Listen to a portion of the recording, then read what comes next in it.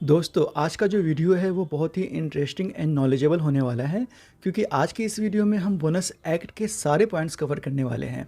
जैसे कि objective, applicability, eligibility, component of bonus, minimum maximum limit of bonus payment, time limits of bonus payment, disqualification of bonus, bonus payment calculation, bonus register and records.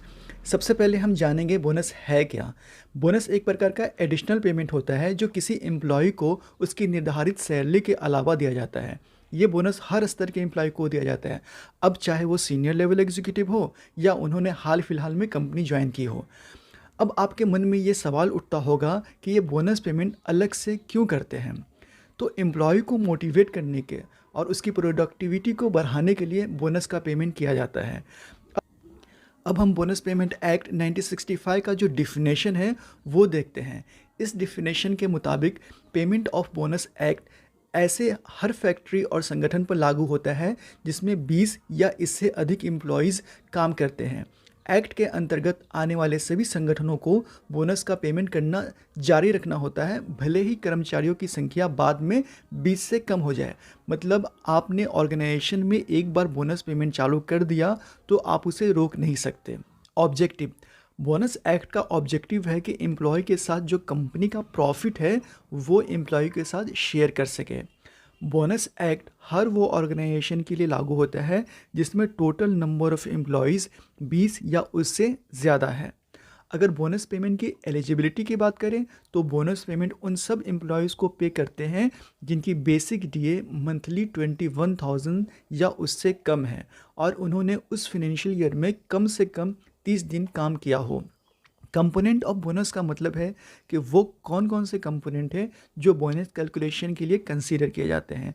तो इसमें सिर्फ और सिर्फ basic और DA ही लेते हैं, बाकी सारे कंपोनेंट को एक्सक्लूड किया जाता है बोनस कैलकुलेशन में। मिनिमम बोनस 8.33% और मैक्सिमम बोनस 20% तक कर सकते हैं हम पेमेंट। अगर बोनस की टाइम लिमिट की बात करें तो ये अकाउंटिंग ईयर क्लोज होने के 8 मंथ के अंदर पे हो जाना चाहिए। मतलब आपने मोस्टली देखा रहेगा कि ये पेमेंट बोनस का अक्टूबर नवंबर में हो जाना चाहिए। बोनस डिस्क्वालिफिकेशन की बात करें तो वैसे एम्प्लॉय जो फ्रॉड केस में शामिल हो या मिसकंडक्ट किया हो या कोई ऐसा सिमिलर सिचुएशन आया हो, उस कंडीशन में वो एम्प्लॉयज़ को डिस्क्वालीफाई कर दिया जाता है बोनस पेमेंट के लिए। 2015 में बोनस एक्ट का अमेंडमेंट आया था जिसमें अगर एम्प्लॉय की सैलरी 21,000 या उससे कम है तो वो ही एम्प्लॉयज़ बोनस पेमेंट के लिए एलिजिबल हैं। पहले जो थी ये लिमिट 10,000 ही थी। चलिए अब मैं आपको एक्सेल में बोनस कैलकुलेट करना सिखाता हूँ। उसके पहले हमें कुछ चेकलिस्ट फॉलो करने होते हैं जो बोनस एक्ट के अनुसार हैं। पहले आपको ये चेक करना है कि बेसिक और डीए जो है वो 21,000 से ज़्यादा नहीं है। अगर बेसिक और डीए आपका 21,000 से ज़्यादा है तो वो एम्प्लॉय स्टेट बोनस के लिए एप्लीकेबल नहीं है। अगर आप मिनिमम वेजेस में फॉल करते हो और आपकी बेसिक और डीए 7,000 से कम है तो भी आपको बोनस का कैलकुलेशन 7,000 पे ही करना है। और अगर आपका बेसिक और डीए 7,000 से ज़्यादा है बट 21,000 से कम है तो आप जो एक्चुअल अमाउंट है बेसिक प्लस डीए उसके ऊपर कैलकुलेट करना है बोनस का अमाउंट। चलिए मैं आपको एग्जांपल से समझाता हूँ।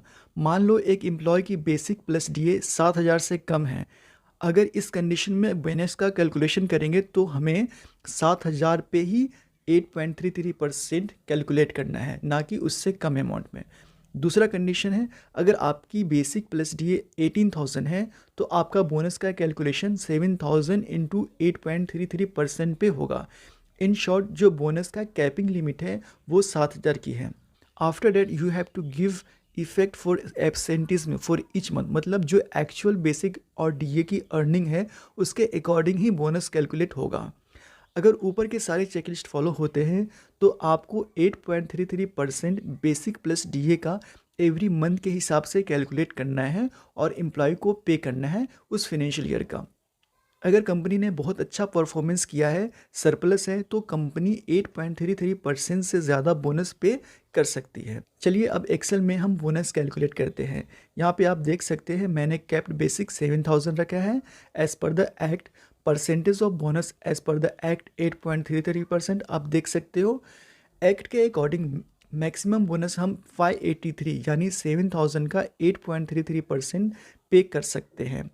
यहाँ पर आप देख सकते हो कि मैंने राहुल कुमार के 12 मंथ की सैलरी अप्रैल से मार्च तक की ली है और उसका मंथली बेसिक और डीए का अमाउंट भी लिया है। नेक्स्ट कॉलम में डेज इन मंथ मतलब मंथ के अकॉर्डिंग डेज लिया है और उसके नेक्स्ट में एलओपी लिया है मतलब एब्सेंटिज्म लिया है उस एम्प्लॉयज़ का। नेक्स्ट जो कॉलम है जो मेरा एक्चुअल प्रेजेंटेज है वो है जिसके ऊपर हम सैलरी कैलकुलेट करेंगे।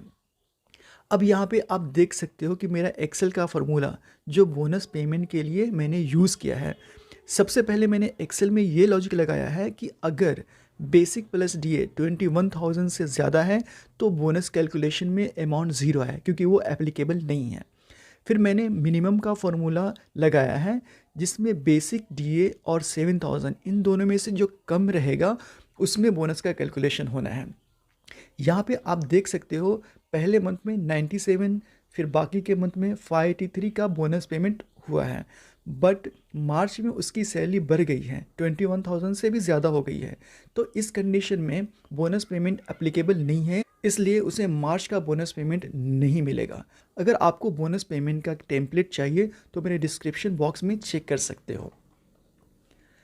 स्टेट बोनस में हमें कुछ रजिस्टर और रिकॉर्ड मेंटेन करने पड़ते हैं जो गवर्नमेंट कभी भी इंस्पेक्शन के लिए पूछ सकती है। तो यहाँ पे मैंने वो सारे फॉर्म्स एंड रजिस्टर के नाम मेंशन कर दिए हैं, यहाँ पे आप चेक कर सकते हो। Like a register showing allocable surplus in form A register showing set on and set of allocable surplus in form B, a register showing the details of bonus disbursement with the deduction under section 17 and 18 in form C. Employer should send a return in form D to the inspector within 30 days। मतलब आपको form A, form B, form C and form D maintain करना है। So that's all for today's video. Please do like and subscribe my channel.